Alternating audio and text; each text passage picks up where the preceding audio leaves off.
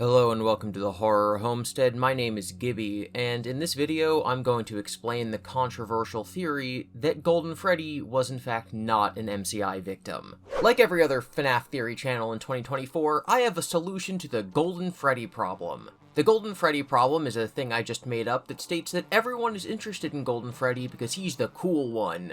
He's the white Power Ranger. He's the bad boy. But that despite this, the games never really give us what we want, and after 10 years, he's kind of just there.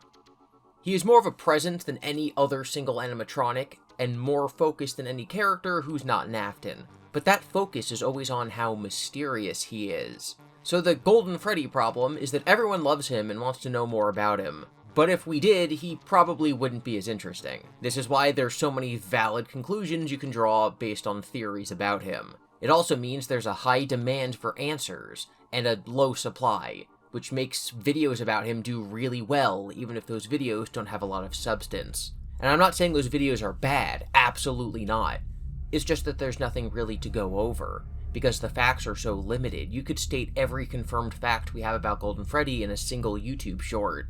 Any FNAF video that has the word solved in the title or thumbnail is bound to get more views. I hesitate to say that anything is solved until there's real confirmation in a later title or by the creator, so I basically swore off using that word. But YouTube has this feature where you can test out multiple thumbnails simultaneously when a new video goes up, and I put the word solved in some of my test thumbnails, and those are always the ones that get more clicks. So there's a lot of people who are solving Golden Freddy who don't actually solve Golden Freddy, and today, that's going to include me. I'm here to not solve Golden Freddy. I'm here to write fanfiction. Fanfiction backed up by textual evidence. That's what every FNAF theory is. But when I first had this epiphany that led to this video, and then again when I finished writing it and sat down to record, I really felt for the first time that I had actually figured out Golden Freddy. Like with Arcade Theory, I felt like I had finally solved FNAF 4. And it's something I'm really confident about. Even though I don't think that I really solved it, I think that I GiBi solved it. It's Horror Homestead canon. So stick around as I ruin the FNAF timeline with the theory that Golden Freddy is not an MCI victim.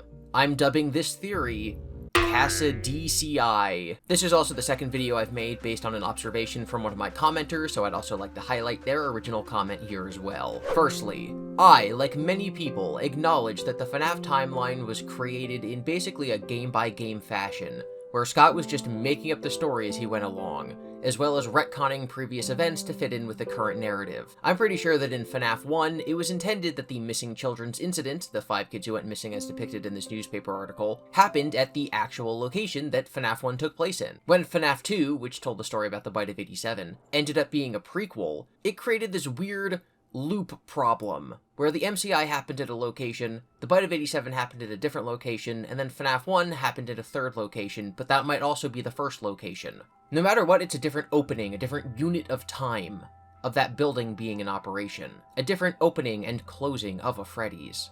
So when FNAF 1 came out, there were newspapers on the wall. One of them was written contemporaneously with the MCI, and thus was written in 1985. Another, talking about the restaurant's closing, was clearly written around the time that FNAF 1 was taking place, in the 90s. There's valid interpretations of the game taking place in 1992, 1993, or 1998, so I'm just going to keep referring to it as the 90s. Back then, we understood these events as happening in one instance of the restaurant, one opening and one future closing. But now we know that they actually refer to Chunk 1 and Chunk 3 of the timeline. Chunk 1 being the opening and closing after the MCI, Chunk 2 being the Bite of 87 FNAF 2 restaurant, and now Chunk 3 being the 90s opening and closing depicted in FNAF 1. If we look in this new retconned context, we can see some interesting things about these newspapers. Kids vanish at local pizzeria was almost certainly written in 1985. 5 children now reported missing is also probably from 85. Local pizzeria threatened with shutdown is also likely 1985, but possibly the 90s. And local pizzeria said to close by year end was almost certainly the 90s, given that it refers to the MCI as something that happened many years ago. So even though these newspapers are from FNAF 1, they were sort of retconned to have some of them being from 85 and some of them being from the 90s. Likewise, it's pretty obvious that the 5 missing children became the 5 animatronics in FNAF 1, Chica, Freddy, Foxy, Bonnie, and Golden Freddy. But with FNAF 2 already retconning these newspapers, could it also have retconned who these 5 children were? We'll get back to that in a minute, which is also when I think you should subscribe to this channel. I'll remind you about that later. FNAF 2 introduces more victims as well as more animatronics. Toy Bonnie, Toy Freddy, Toy Chica, Mangle, Balloon Boy, the Shadow animatronics, and JJ. There are 3 explanations for the toy animatronics being possessed. One, that they might not actually be possessed, they're just robots, which is what the game directly states, that there's some super advanced computer AI in them that makes them want to go kill the bad guys. One theory says that they are animated by using the parts from the withered animatronics to fix them. This then would pass the remnant from the original murders onto them. And the third is that the remnant from the Save Them kids might be what possesses the toy animatronics. Save Them is a minigame in FNAF 2 where you walk around as Freddy and see 5 dead children on the floor, with Purple Guy walking around. The implication being that he has now killed 5 more people. There's actually 6 puddles of blood, one of them being underneath a table, which is the only place that the Easter egg character JJ can show up, potentially implying that there were actually 6 murders here, and that they are what led to the animatronics being possessed in this game. Hey, it's been a minute, you should subscribe to the channel now. Thanks. The thing is that the minigames actually show a lot of dead bodies. Foxy Go Go Go shows 5. Save Them shows 5, but maybe 6. Save Him shows 1. Give Gifts shows 4 bodies and then a 5th body. If you take this with absolutely no criticism, that's 5 Foxy kids, 6 Save Them kids, 1 Save Him kid, and 5 Give Gifts kids. That's 17 new murders on top of the original 5 from FNAF 1. So that's 22 victims. But nobody thinks that that's the case. Every theory you'll hear has some of these bodies overlapping. But with the ambiguity of who these bodies belong to, we now enter the realm of speculation. Most people believe that the 5 bodies in Give Gifts are the same as the 5 mentioned in the FNAF 1 newspapers. This is the MCI kids being put into their animatronics. It's also very likely that the 5 kids in Foxy Go Go Go are symbolic of those 5 original murders as well. Thus, these are representations of the same bodies across multiple minigames. So the newspapers, Give Gifts, and Foxy Go Go Go all only total to 5 murders. If we accept that, is it that much of a stretch to wonder if the 5 bodies in Save Them are also the 5 missing kids? That these are their bodies being removed from the animatronics? Everyone agrees that Save Him is Charlie being killed, who will eventually go on to possess the puppet. This is later confirmed in FNAF 6. Foxy Go Go Go could either be taken literally to imply that there are 5 more victims we aren't aware of, or it could just be a depiction of the original MCI, which is just there to remind us, the players, of those original 5 murders. Many people brush off the Save Them murders because it's not narratively satisfying for there to be more victims who never crop up again. The toys are dismantled by the end of the game, and at the end of the franchise we never see graves for any children other than those from the original MCI. If the Save Them children ever mattered, it was only in FNAF 2, so much so that they were basically memory holed by future games. And none of the media, including the movie and books and other book spin-off titles, ever have any indication that there are more than the original 5 murders, on top of special cases like Charlie. Personally, I just always thought that these kids' deaths never led to possession. My reading was that the puppet is what allowed the original kids to possess their animatronics, that the puppet itself was an accident, that Elizabeth haunting Baby was an accident, and that Dave the Crying Child haunting Golden Freddy was an accident. Thus, William never figured out exactly how to make it happen. It only happened with outside characters' influence or by mistake. So this new batch of kids never actually led to any possession, and thus their spirits were able to move on, which is why they exited the narrative. I no longer believe that. I actually think we've had the MCI timeline wrong all along. The FNAF 1 newspaper specifically mentioned that 2 children were lured into the back by a mascot on tape, and it was later connected to 5 total disappearances where the bodies were never found. Many people, myself included, like to think that Charlie was killed at Fredbear's Family Diner, before the other MCI kids. But there's really no reason to think this. In fact, there's evidence against it. The Save Him mascot is Freddy, not Fredbear, given his brown coloring. It was always just one of those things that seemed thematically appropriate if Charlie was killed at the same restaurant as Dave shortly afterwards. So people, like myself, ignored that this is Freddy. In the Silver Eyes, Charlie also was killed at Fredbear's, but I don't necessarily think that's good evidence for the games because it was a necessary beat in that story, given that Dave and Mike Afton didn't exist in that continuity. If we accept that Charlie died at a Freddy's, not Fredbear's, what if she is one of the 5 MCI kids? Right now, the timeline that I'm putting forth is that Dave was chomped at Fredbear's Family Diner, that Charlie was killed at Freddy's and is the first of the MCI kids, and then 4 more MCI kids followed suit, with 2 of them on video being lured back to the safe room. We always thought of the murders as the 5 MCI kids and Charlie, because we learned about the 5 animatronics from FNAF 1, Freddy, Bonnie, Chica, Foxy, Golden Freddy, and then learned about Charlie separately alongside her animatronic, the puppet, thus giving us a grouping of 5 and 1. But if we ignore the order that we're introduced to these characters, there's nothing in the information to say that the 5 children who went missing that led to the closing of the first Freddy's Pizzeria weren't Charlie, Gabriel, Fritz, Susie, Jeremy, as the puppet, Freddy, Bonnie, Chica, and Foxy. The puppet was an active animatronic at the same Freddy Fazbear's location as the Freddy that we see in Save Him. Save Him and Security Puppet happened at the same time. These are depicting the same events.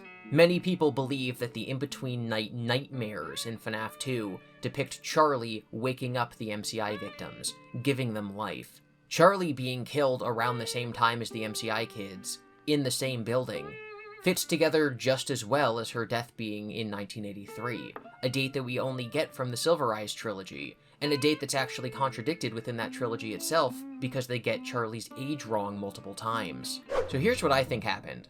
I think William kills Charlie and then the other 4 MCI victims in the prime Freddy's location. Charlie's body is either recovered by Henry and then it's covered up like it is in the Silver Eyes novels, or else the puppet brings it physically somewhere else. But everyone would still know that Charlie went missing while she was supposed to be at Freddy's. William kills the other 4 kids, luring 2 of them into the safe room, but kills the other 2 in a different manner, possibly outside the restaurant. While Prime Freddy's is still in operation, Charlie makes the animatronics possessed by these spirits. These are the nightmares we see in FNAF 2. Since Prime Freddy's and the 90s Freddy's location are the same building, it still looks like the stage we will go on to see later in FNAF 1.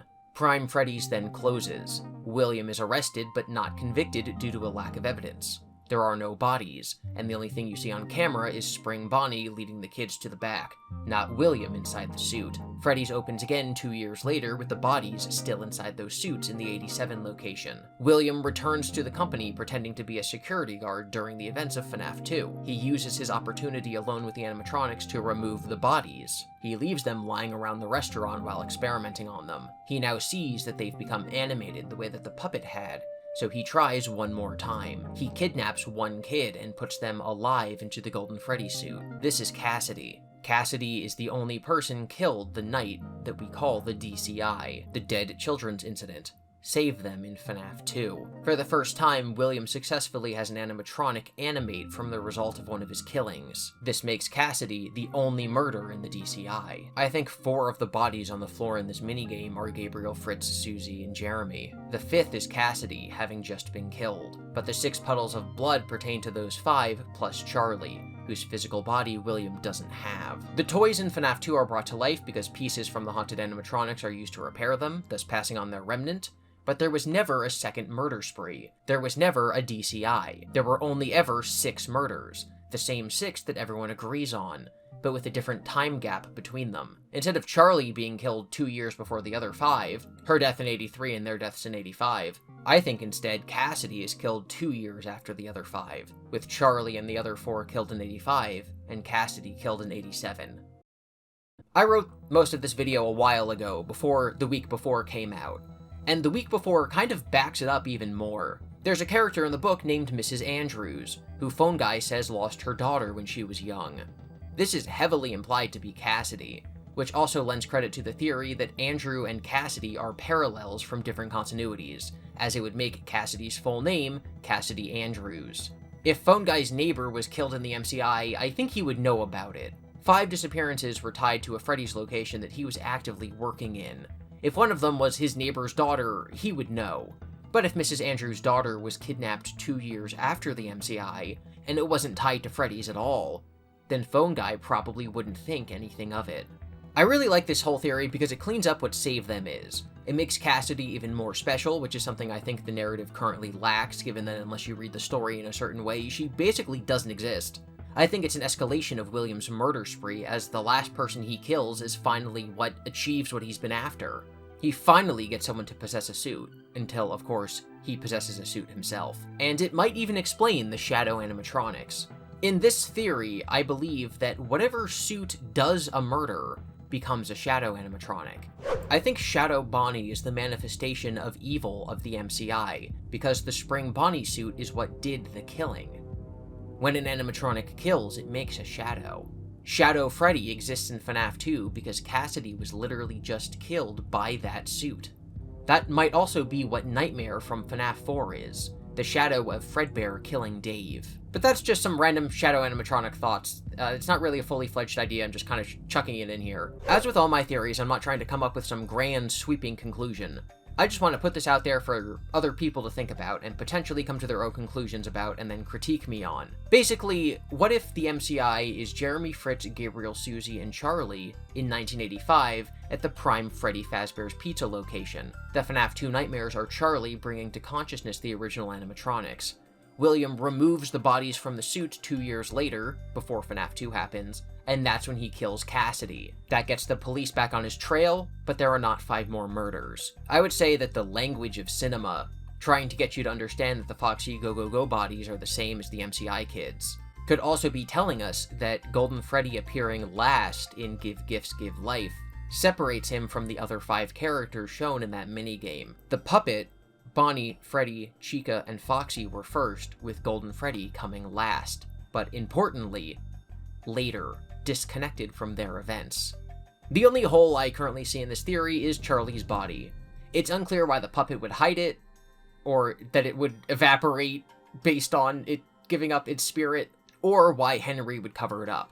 Again, in the books, he has motivation to cover it up because he creates a robot duplicate of Charlie, but there's no reason to think this happens in the games. But besides the incredible missing Charlie body, I really do think that this all lines up.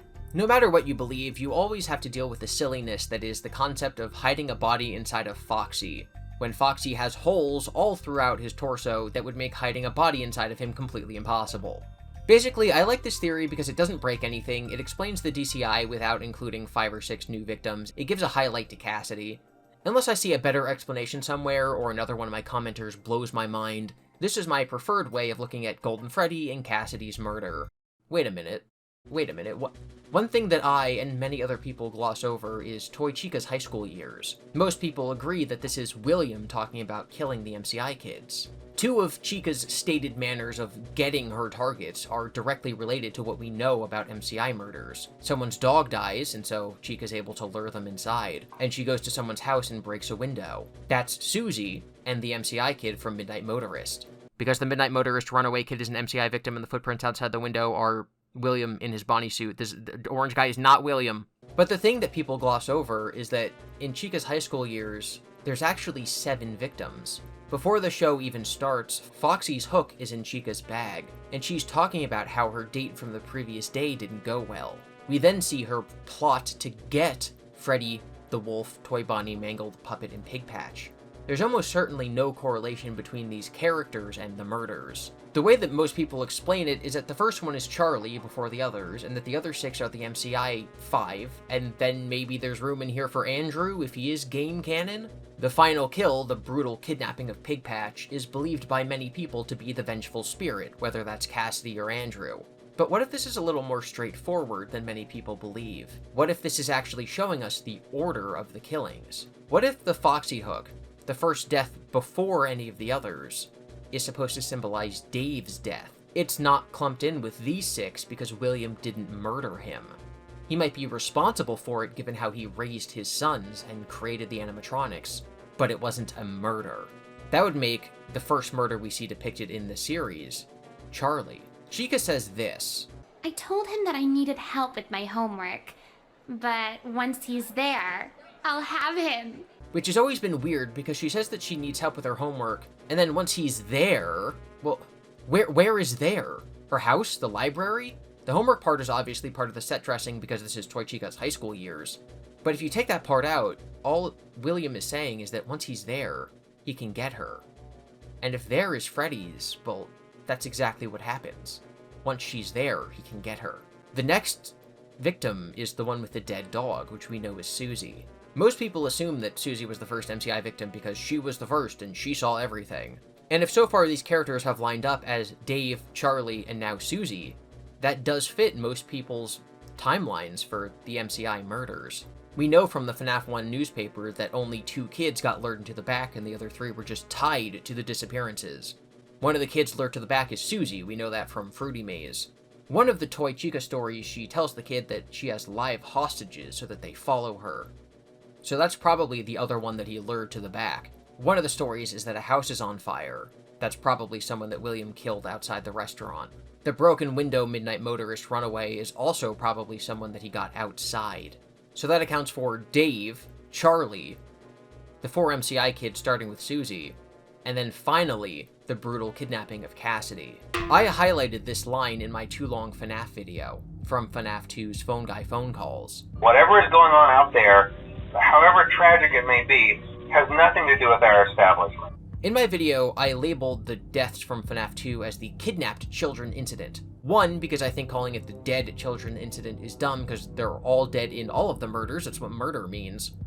But because Phone Guy specifically says that whatever's going on is happening out there, it makes you think that there are kidnappings going on in town that aren't necessarily tied to Freddy's, but people might think it is because it happens to coincide with Freddy's reopening. Whatever's going on out there could be the singular kidnapping of Cassidy.